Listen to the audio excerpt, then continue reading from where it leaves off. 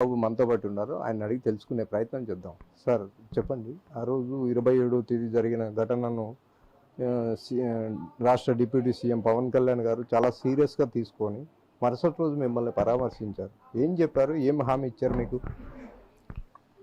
Sir నా స్వయంగా రావడము, నన్ను కలిసి పరామర్శ చేయడం వల్ల నాకు చాలా ధైర్యం కలిగింది. రెండోది వచ్చి మామూలుగా ఆయన ఒక స్టేట్మెంట్ ఇస్తే సరిపోతుంది, కానీ స్వయంగా వచ్చి నాకు నా కుటుంబానికి ఆయన ఒక భరోసా కల్పించాడు, ఒక ధైర్యం ఇచ్చాడు. కాబట్టి అది నాకే కాదు, మొత్తం రాష్ట్రంలో ఉన్న ప్రతి ఉద్యోగి కూడా ఒక ధైర్యాన్ని కలిగించింది. ఎందుకంటే డిప్యూటీ సీఎం గారు మాకు పంచాయతీ మినిస్టర్, ఆయన హయాంలో ఇటువంటివి జరిగితే వెంటనే స్పందిస్తాడు, మమ్మల్ని ఆదుకుంటాడనే నమ్మకం నాలో కలిగింది, మా కుటుంబానికి కలిగింది.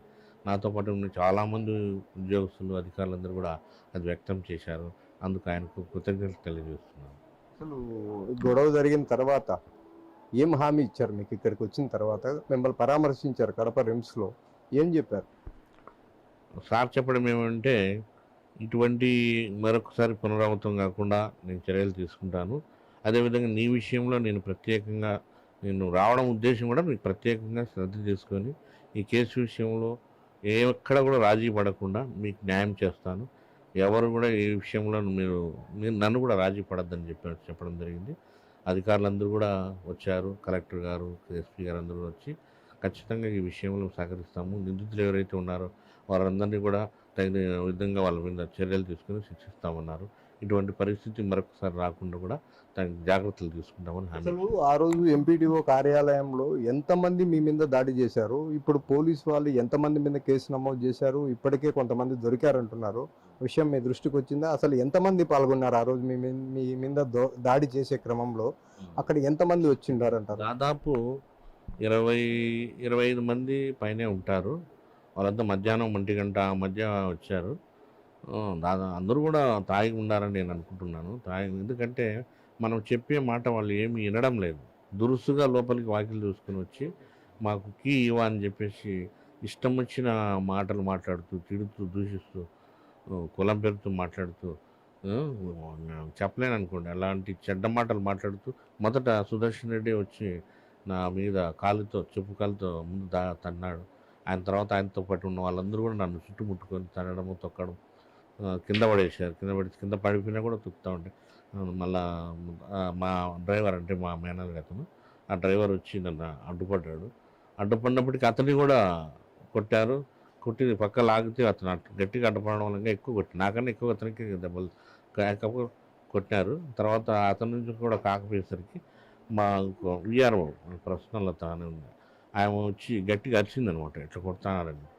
ఆయన గట్టిగా అరుస్తేనే పైన మన ఫీల్డ్ అసిస్టెంట్లు వాళ్ళంతా ఉన్నారు, ఉపాధి హామీ సంబంధించిన వాళ్ళందరూ గబగబా పరిగెత్తుకుంటూ వచ్చి వాకిలు చూసుకుని లోపలికి వచ్చి నాకు అడ్డుగా నిలబడి నన్ను వాళ్ళు రక్షించడం జరిగింది. ఒకవేళ వాళ్ళు కూడా రాకపోయింటే కన్నా నా పరిస్థితి మరీ దారుణంగా ఉండేది. అయితే మీ మీద గొడవ జరిగిన రోజు కేవలం 13 మంది గొడవలో పాల్గొన్నారని చెప్పి మీరే స్వయంగా కంప్లైంట్ ఇచ్చారు. కాబట్టి 13 మంది పైన మాత్రమే కేసు నమోదు చేశామని చెప్పి అన్నమయ్య జిల్లా పోలీసులు అయితే చెప్తున్నారు. ఇప్పుడు మీరు 20 మంది పైబడి పాల్గొన్నారు అని చెప్తున్నారు. ఏది నిజమంటారు?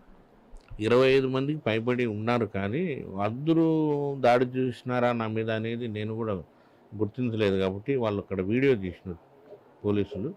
ఆ వీడియో తీసిన తర్వాత అక్కడ ప్రత్యక్ష సాక్షులు చెప్పిన దాన్ని బట్టి వాళ్ళను ఐడెంటిఫై చేశారన్నమాట, ఎవరెవరు నా మీద దాడికి వచ్చారనేది.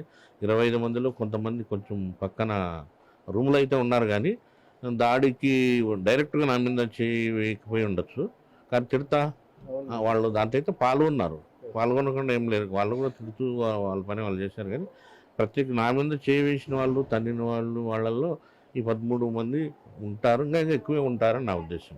అయితే ఇప్పుడు 13 మందిలో దాదాపు 12 మందిని ఇప్పటికే అన్నమయ్య జిల్లా పోలీసులు అయితే అదుపులోకి తీసుకున్నారు. మీరు చెప్పే ప్రకారం 20 మంది పైబడి అంటే వారి మీద కూడా కంప్లైంట్ ఇచ్చారా? లేకపోతే ఒకవేళ ఇవ్వకపోతే ఇంకా మళ్ళీ ఏమన్నా వాళ్ళ ఫర్దర్ ఇంకా ఎంతమంది ఉన్నారో వాళ్ళ మీద కంప్లైంట్ చేయబోతున్నారా?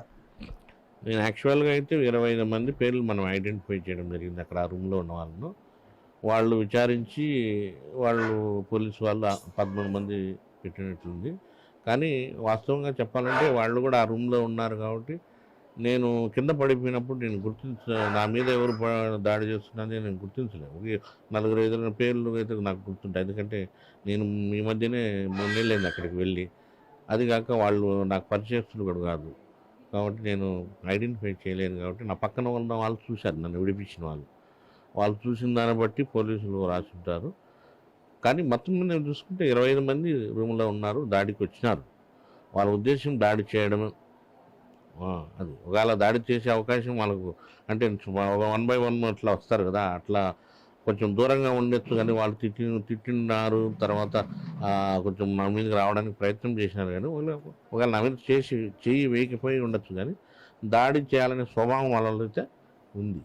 ఇప్పుడు ఆరోగ్య పరిస్థితి కొద్దిగా చాలా రోజులు అవుతుంది కదా, 4-5 రోజులు గడుస్తుంది కదా. ఇప్పుడు ఆరోగ్య పరిస్థితి పైన డాక్టర్లు ఏం చెప్తున్నారో, మిమ్మల్ని డిశ్చార్జ్ చేసే అవకాశం ఉందా?